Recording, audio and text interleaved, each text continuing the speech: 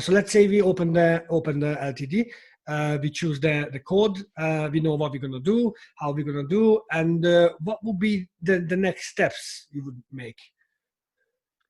So you've got a few things to consider here. And I think it's same for your personal life. You need to think about insurances.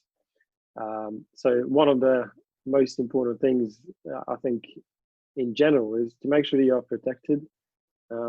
Accidents do unfortunately happen, whatever business you're in. So some very important insurances that you need to consider: public liability insurance and professional indemnity insurance. So these are the things that sort of protect you as a person and also your company, just in case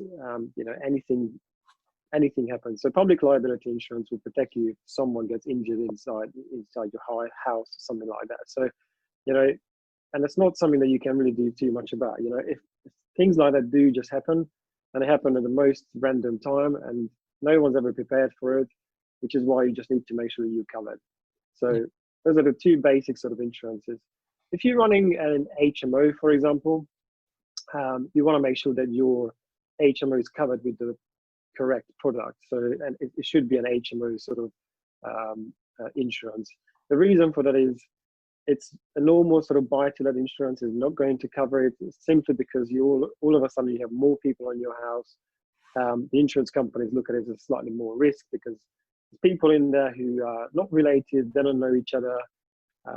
So they just see it as a slightly higher risk. So they want to make sure that the right product is in the house. So, or on the house. So those are the sort of things. You could also consider having a landlord insurance, for example, on certain properties. So if you are just a buy-to-let landlord, for example, that would be perfectly adequate. But that's the very least I think that I can think of. Maybe there's something that for you, for SA point of view, you also need to consider, Peter. Yeah, it's a similar thing.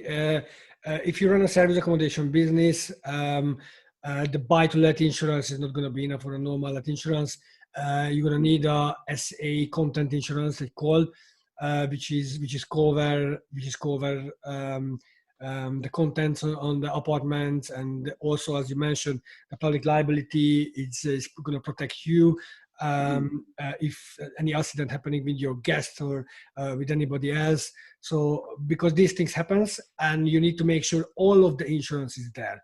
So the public liability, the indemnity, and also the SA specific content insurance as well, or the HMO insurance as well. So all of them has to be in place. I think it's very important.